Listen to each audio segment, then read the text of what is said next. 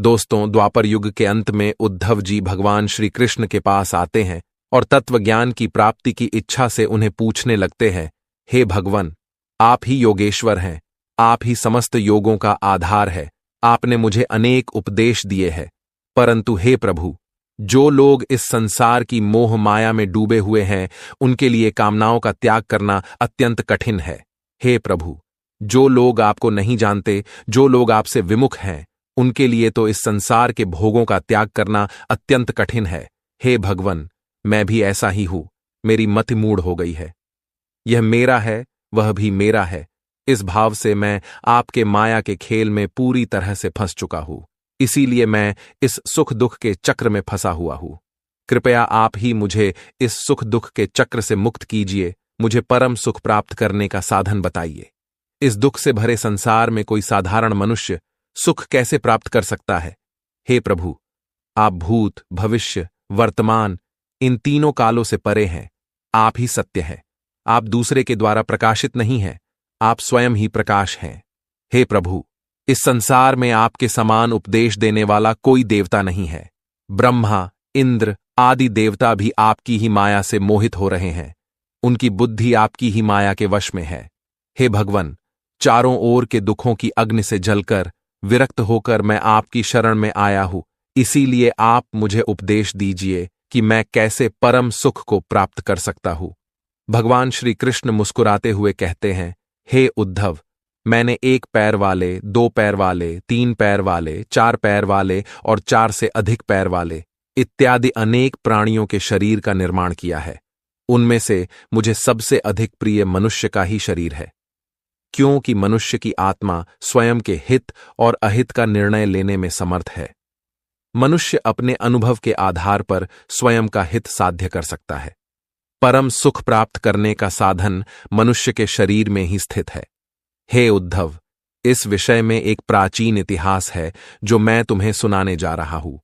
जो भी मनुष्य परम सुख प्राप्त करने की अभिलाषा रखता है, जो इस संसार में चारों ओर से मिलने वाले दुखों से ऊपर उठकर सुख को प्राप्त करना चाहता है, वह इस कथा को पूरा अवश्य सुने। उद्धव जी कहते हैं, हे प्रभु, आपके मुख से इस प्राचीन इतिहास को सुनने के लिए मैं उत्सुक हूं। कृपया आप मुझे वह इतिहास सुनाइए। भगवान श्री कृष्ण कहते हैं, हे उद्धव, वह इतिहास परम तेजस्वी अवधूत दत्तात्रेय और राजा यदु के संवाद के रूप में है। एक समय की बात है, धर्म का ज्ञान रखने वाले राजा यदु ने देखा कि त्रिकालदर्शी ब्राह्मण दत्तात्रेय निर्भय होकर उनके सामने खड़े हैं। तब उन्होंने दत्तात्रेय जी से प्रश्न किया, हे ब्राह्मण, आप कोई काम तो करते नहीं, फिर भी आपको यह अत्यंत निपुण बुद्धिमता कहां से प्राप्त हुई?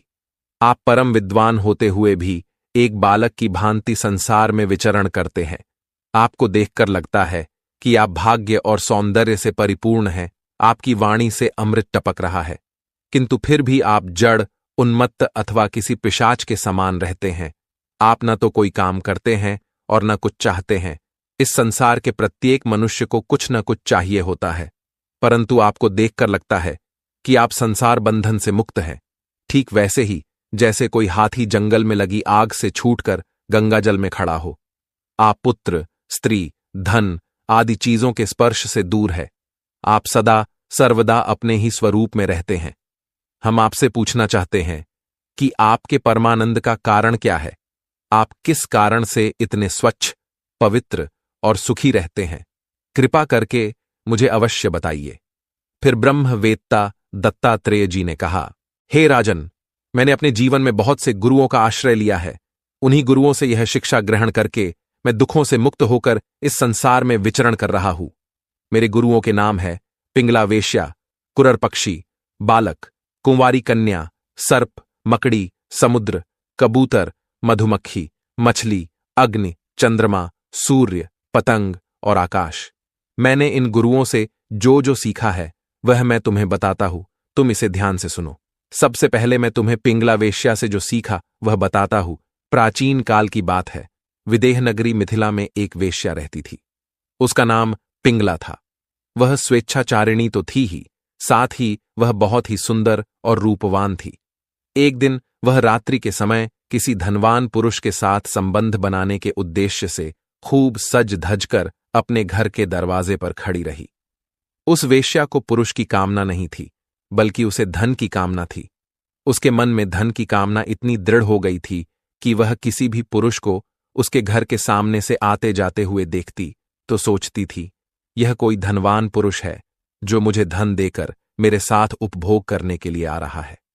जब वे आने जाने वाले पुरुष उसके घर से आगे बढ़ जाते तो वह सोचने लगी, अवश्य ही अब की बार कोई दूसरा धनवान पुरुष आएगा जो मुझे बहुत सारा धन प्रदान करेगा।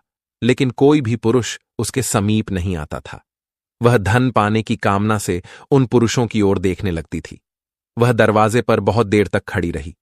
उसकी नींद भी अब जा चुकी थी। वह कभी अंदर जाती तो कभी बाहर आती। कोई भी पुरुष उसके घर की तरफ आने लगता तो उसे देखकर वह यही सोचती थी कि अब ये मेरा उपभोग करने आएगा और बहुत सारा धन मुझे देगा। लेकिन कोई भी पुरुष उसके द्वार की तरफ नहीं आया और इस प्रकार से आधी रात हो गई। हे राजन, सचमुच धन की आशा बहुत बुरी होती है। धनवान पुरुष की राह देखते देखते उस वेश्यामुख सूख गया। उसका चित्त व्याकुल हो गया। अब उसे इस प्रकार से राह देखने के कारण वैराग्य हो गया। वह बहुत दुखी हो गई। उसके वैराग्य का कारण चिंता और दुख ही थे, परंतु ऐसा वैराग्य सुख ही प्रदान करता है। हे राजन, जब मनुष्य आशा की रस्सी से बनी फांसी पर लटकने लगता है तो उस रस्सी को तलवार की तरह काटने वाली यदि कोई वस्तु है तो वह केवल वैराग्य है। हे राजन, जिस मनुष्य को वैराग्य नहीं होता वह इन संसार के बंधनों से मुक्त नहीं हो सकता। जब पिंगला के मन में वैराग्य की भावना जागृत हुई तब उसने एक गीत गाया। वह मैं तुम्हें सुनाता हूं। वह पिंगला कहने लगी, हाय हाय, मैं इंद्रियों के अधीन हो गई। मैं इन दुष्ट पुरुषों से जिनका कोई अस्तित्व ही नहीं है, उनसे धन और शारीरिक सुख की लालसा करती हूँ। कितने दुख की बात है, मैं सचमुच मूर्ख हूँ। देखो तो सही, मेरे हृदय में जो मेरे सच्चे स्वामी भगवान विराजमान है, वे ही वास्तविक प्रेम, सुख और परमार्थ का सच्चा धन देने वाले हैं। इस संसार के पुरुष नष्ट होने वाले हैं और मेरे प्रभु नित्य है। मैं उनको छोड़कर इन तुच्छ पुरुषों का सेवन करने की कामना से छटपटा रही हूँ, जो मेरी एक भी कामना को पूर्ण नहीं कर सकते। उल्टा वे मुझे दुख, भय, रोग, शोक और मोह ही देते हैं। यह मेरी मूर्खता की हद है कि मैं प्रभु में मन लगाना छोड़कर इन तुच्छ पुरुषों का सेवन करती हूँ। बड़े दुख की बात है, मैंने अत्यंत निंदनीय आजीविका वेश्यावृत्ति का आश्रय लिया है और व्यर्थ ही अपने शरीर और मन को पीड़ा पहुंचाई है। मेरा यह शरीर बिक गया। स्त्री लंपट, लोभी और दुष्ट पुरुषों ने इसे खरीद लिया और मैं इतनी मूर्ख हूँ कि जिस शरीर में परमात्मा का वास है उसका उपयोग मैंने संभोग और धन पाने के लिए किया है। मुझ पर धिक्कार है। मेरा यह शरीर एक घर है। इसमें हड्डियों के टेढ़े मेढ़े और तिरछे खंबे लगे हुए हैं। चमड़ी, बाल और नाखूनों से यह भरा हुआ है। इसमें 9 दरवाजे हैं जिसमें से हर समय गंदगी निकलती रहती है। इस शरीर में संचित संपत्ति के नाम पर केवल मलमूत्र है। मेरे अतिरिक्त ऐसी कौन सी स्त्री है जो इस नष्ट होने वाले शरीर को अपना प्रिय समझकर इसका सेवन करेगी? इस संसार में मैं ही सबसे बड़ी मूर्ख और दुष्ट हूँ, क्योंकि अकेली मैं ही अविनाशी परमात्मा को छोड़कर दूसरे पुरुष की अभिलाषा करती हूँ। मेरे हृदय में वास करने वाले प्रभु समस्त प्राणियों के हितैषी, प्रियतम, स्वामी और आत्मा है। अब मैं अपने आप को प्रभु को देकर उन्हें खरीद लूंगी और उनके साथ वैसे ही विहार करूंगी जैसे लक्ष्मी जी करती है। वेश्या खुद से कहने लगी, हे मेरे मूर्ख चित्त, तू बता तो सही, इस संसार के दुष्ट पुरुषों ने तेरे शरीर को कितना सुख दिया है? अरे मूर्ख चित्त, वे पुरुष तो स्वयं पैदा होते हैं और मरते रहते हैं। तू उनके पीछे क्यों पड़ा रहा? क्या देवताओं ने भी भोग विलास करके अपनी पत्नियों को संतुष्ट किया है? वे देवता भी बेचारे स्वयं काल के गड्ढे में पड़े पड़े करार रहे हैं। आज मुझे वैराग्य आ गया है। इससे मुझे प्रतीत हो रहा है कि अवश्य ही मेरे किसी शुभ कर्म से भगवान विष्णु मुझ पर प्रसन्न है, तभी तो मुझे इस प्रकार का वैराग्य हुआ है। यह वैराग्य मुझे कितना सुख दे रहा है। अब मैं भगवान का यह उपकार आदरपूर्वक स्वीकार करती हूँ और शारीरिक सुखों का त्याग करके उन्हीं जगदीश्वर के शरण में जाती हूँ।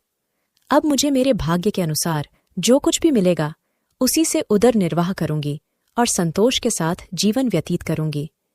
अब मैं किसी दूसरे पुरुष की ओर न ताक कर देखूंगी और न किसी पुरुष की कामना करूंगी। अब से मैं केवल मेरे हृदय में स्थित भगवान विष्णु के साथ ही विहार करूंगी। अवधूत दत्तात्रेय जी कहते हैं, हे राजन, इस प्रकार से उस पिंगला वेश्या ने ऐसा निश्चय करके पर पुरुषों के मिलन की अभिलाषा छोड़ दी, उनसे धन पाने की कामना का त्याग किया और शांत भाव से भगवान विष्णु की पूजा में लग गई, और तभी उसे सच्चे सुख की प्राप्ति हुई। उसके जीवन से समस्त दुखों का अंत हुआ और फिर मृत्यु के पश्चात उसे वैकुंठ लोक में स्थान प्राप्त हुआ। हे राजन, मनुष्यों को जो वस्तुएं अत्यंत प्रिय लगती हैं, उन्हें इकट्ठा करना ही उनके दुख का कारण है। जो मनुष्य बुद्धिमान होता है, वह ऐसी वस्तुओं का संग्रह नहीं करता जिनसे उसे केवल दुख प्राप्त होता है। वह तो मन से भी उन वस्तुओं को पाने की कामना नहीं करता है। उसे अनंत सुख केवल परमात्मा की भक्ति से ही प्राप्त होता है। हे राजन, अब मैं आपको मेरे दूसरे गुरु कुरर पक्षी की कथा सुनाता हूं। एक समय की बात है, एक कुरर पक्षी अपनी चोंच में मांस का टुकड़ा लिए हुए था। जब किसी दूसरे बलवान पक्षी ने उस कुरर पक्षी की चोंच में मांस का टुकड़ा देखा, तो वह उसके ऊपर झपट पड़ा और उसे घेर कर उसके मुख से मांस का टुकड़ा छीनने के लिए उसे चोंच मारने लगा। जब तक उस कुरर पक्षी के मुख में मांस का टुकड़ा था, तब तक उसे दुख और पीड़ा सहन करनी पड़ रही थी, और जैसे ही कुरर पक्षी ने उस मांस के टुकड़े को फेंक दिया, तो दूसरे पक्षी उस मांस के टुकड़े को उठाकर भाग गए और उस कुरर पक्षी को सुख और शांति प्राप्त हुई।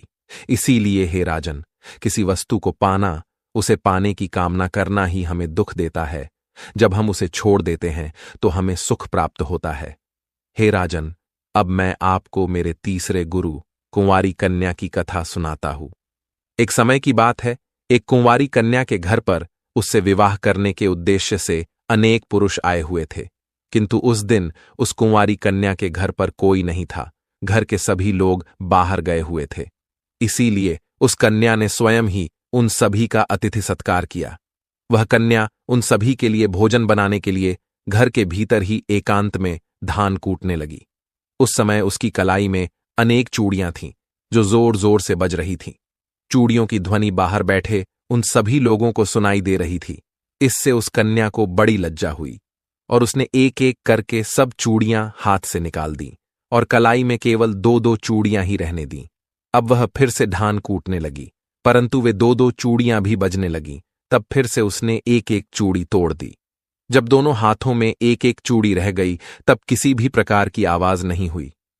हे राजन, उस दृश्य को देखकर मैंने यह शिक्षा ग्रहण की कि जब बहुत लोग एक साथ रहते हैं तब कलह होता है, और जब 2 व्यक्ति साथ रहते हैं तो बातचीत होती है, और जब व्यक्ति एकांत में होता है तो शांतता होती है। वह अपना मन ईश्वर भक्ति में लगाता है। इसीलिए मनुष्य को उस कुंवारी कन्या की चूड़ी की तरह अकेले ही विचरण करना चाहिए। हे राजन, अब मैं आपको मेरे तीसरे गुरु पृथ्वी के बारे में बताता हूं। मैंने पृथ्वी से उसके धैर्य और क्षमा की शिक्षा ली है। लोग पृथ्वी पर कितना आघात करते हैं, उसे कितनी चोट देते हैं और क्या क्या उत्पात नहीं करते, परंतु पृथ्वी न तो किसी से बदला लेती है और न रोती चिल्लाती है।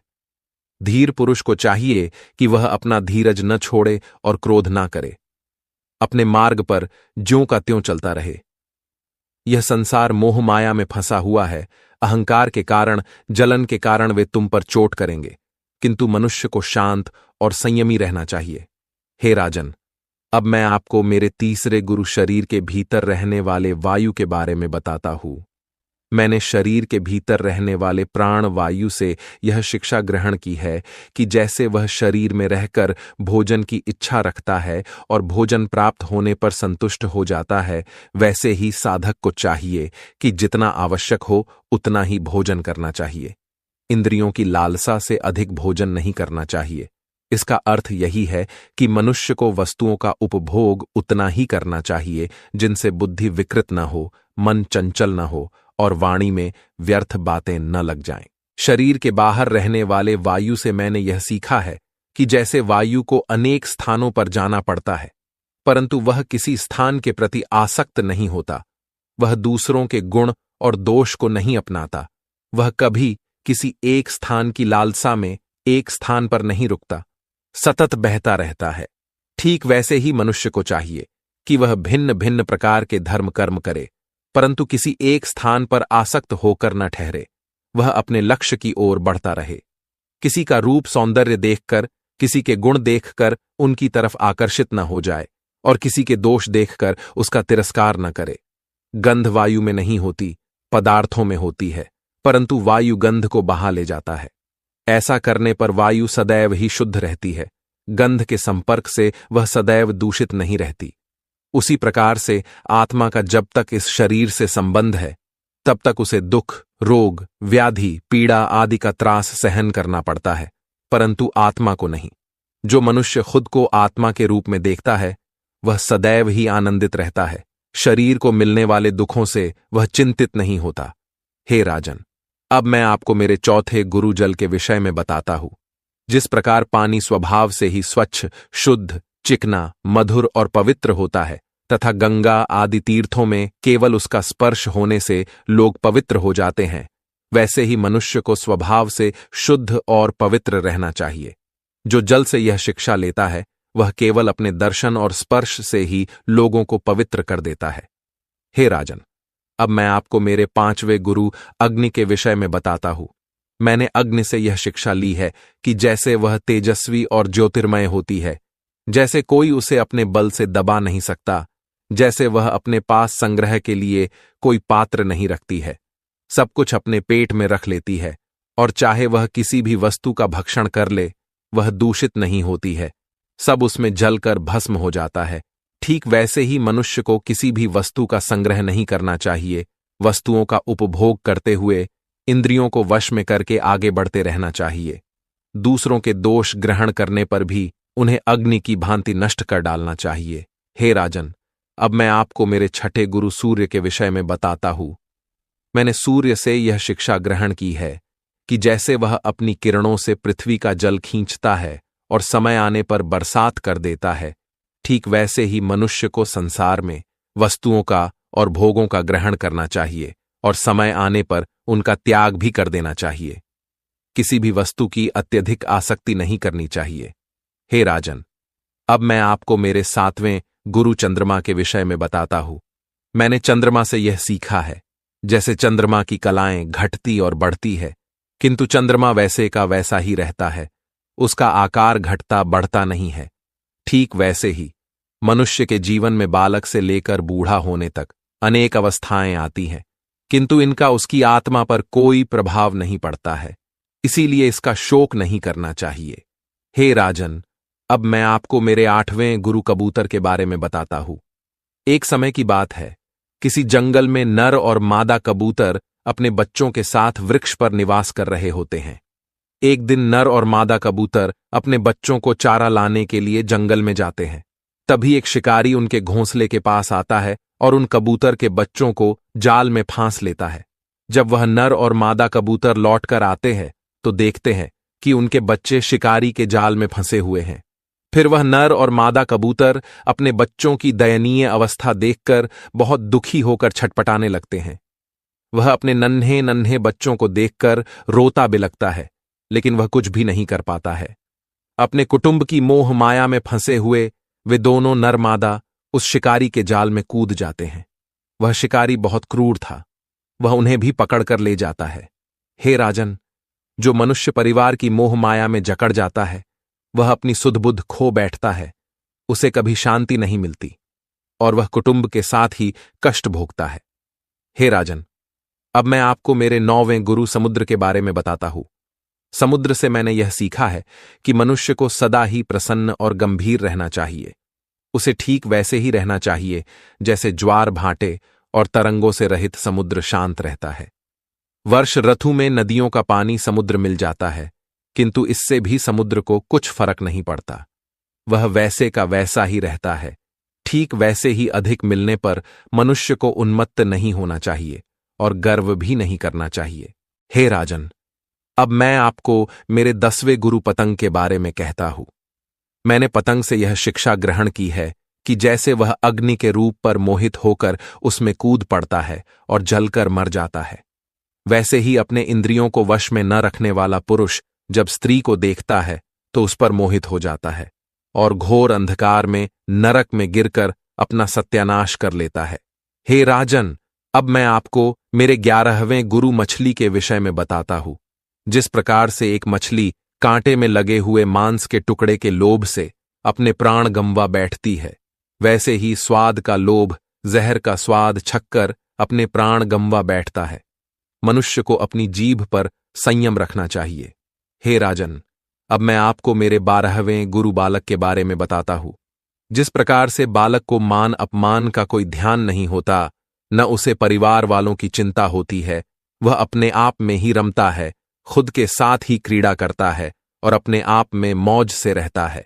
इस जगत में 2 ही प्रकार के मनुष्य सुखी रहते हैं, जो नन्हे बालक की भांति अपने आप में मस्त रहता है और दूसरा जो गुणातीत हो गया हो। हे राजन, मैंने मकड़ी से जो शिक्षा ली है उसके बारे में बताता हूं। जिस प्रकार से एक मकड़ी अपने मुंह से जाल बनाती है, उसी में निवास करती है और अंत में उसे ही खा जाती है, ठीक वैसे ही परमात्मा इस सृष्टि का निर्माण करते हैं, उसी में रमण करते हैं और अंत में उस सृष्टि को अपने आप में समाहित कर देते हैं। इसीलिए इस संसार का मोह नहीं करना चाहिए। यह सारा संसार प्रभु की ही माया है, प्रभु ही इसका निर्माण करते हैं और अंत में ये प्रभु में ही समा जाता है। हे राजन, इस प्रकार से मैंने इतने गुरुओं से ये शिक्षाएं ग्रहण की हैं। अब मैं अपने शरीर से जो कुछ सीखा है वह तुम्हें बताता हूं, सावधान होकर सुनो। हे राजन, यह शरीर भी मेरा गुरु है, क्योंकि यह मुझे विवेक और वैराग्य की शिक्षा देता है। जन्म और मृत्यु तो इसके साथ ही लगा रहता है। जिसे यह शरीर प्राप्त होता है, उसका शरीर भी एक दिन नष्ट हो जाता है। इस शरीर को पकड़कर रखने का फल यह है कि दुख पर दुख भोगते रहो, किंतु इस शरीर से हमें विचार करने में सहायता मिलती है। मैं इस शरीर को कभी अपना नहीं समझता, सर्वदा यही समझता हूं कि एक दिन इस शरीर को सियार कुत्ते खा जाएंगे। प्राणी अपने शरीर को प्रसन्न रखने के लिए अनेकों प्रकार की कामनाएं करता है, कर्म करता है, विवाह करता है, पुत्र उत्पन्न करता है और उन्हीं के पालन पोषण में लगा रहता है। बड़ी बड़ी कठिनाइयां सहन करके धन का संचय करता है, किंतु जब आयु पूर्ण हो जाती है तो यह शरीर भी नष्ट हो जाता है। वृक्ष जैसे बीज बनाता है, ठीक वैसे ही मनुष्य पुत्र पुत्री उत्पन्न करके उनके लिए भी दुख भोगने की व्यवस्था कर जाता है। जैसे बहुत सी सौतनें अपने एक पति को अपनी ओर खींचती है, वैसे ही मनुष्य को उसकी जीभ स्वादिष्ट भोजन की ओर खींचती है, प्यास जल की ओर खींचती है। शरीर स्त्री संभोग की ओर जाने के लिए उत्सुक रहता है, उसकी नाक उसे सुगंध की ओर खींचती है, उसके नेत्र सुंदर सुंदर रूप देखने के लिए तरसते हैं। इस प्रकार उसके समस्त इंद्रिय उसे चारों ओर से सताते रहते हैं। वैसे तो भगवान ने अपनी माया से वृक्ष, सरीसृप, पशु, पक्षी, मच्छर और मछली आदि अनेक प्रकार के प्राणियों की उत्पत्ति की है, किंतु फिर भी उन्हें संतोष नहीं हुआ। तब उन्होंने मनुष्य शरीर की उत्पत्ति की। यह शरीर ऐसी बुद्धि से युक्त है कि जो उसे ब्रह्म का साक्षात्कार भी करा सकती है। मनुष्य शरीर की रचना करके भगवान बहुत आनंदित हुए, किंतु उन्होंने इसमें भी दोष डाल दिया। मृत्यु सदा ही इस शरीर के पीछे लगी रहती है, परंतु आत्मा को लाखों जन्म लेने के बाद मनुष्य का शरीर प्राप्त होता है। इसीलिए मनुष्य को इस शरीर का सदुपयोग करना चाहिए। यह शरीर मिलने पर मनुष्य को तुरंत मोक्ष प्राप्त कर लेना चाहिए, अन्यथा पुनः उसे लाखों जन्मों में भटकना पड़ सकता है। हे राजन, इन्हीं सब गुरुओं से शिक्षा प्राप्त करके मुझे वैराग्य हो गया है। मेरे हृदय में ज्ञान की ज्योत जगमगाती रहती है। न तो मेरी कहीं आसक्ति है और न कहीं अहंकार है, न मुझे कुछ पाने की लालसा है और न मुझे कुछ खोने का डर है। इसीलिए मैं सदा ही प्रसन्न रहता हूं, मुझे कभी दुख नहीं होता है। इस प्रकार से अवधूत दत्तात्रेय जी महाराज यदु को ज्ञान देकर उस स्थान से चले गए। भगवान श्री कृष्ण कहते हैं, हे उद्धव, इस प्रकार से यदि मनुष्य परम सुख को प्राप्त करना चाहता है तो उसे संसार के मोह बंधन से मुक्त होना पड़ेगा। उसे वस्तुओं के प्रति अधिक लालसा नहीं रखनी चाहिए। तो दोस्तों, इस प्रकार से भगवान श्री कृष्ण ने उद्धव जी को अत्यंत महत्वपूर्ण ज्ञान दिया है। आपको यह कथा कैसी लगी कमेंट करके अवश्य बताएं। जानकारी अच्छी लगी तो वीडियो को लाइक करें और कमेंट में जय श्री कृष्ण अवश्य लिखें। साथ ही चैनल को सब्सक्राइब करें और वीडियो को परिवार और मित्रों के साथ शेयर करें। आप सभी का धन्यवाद।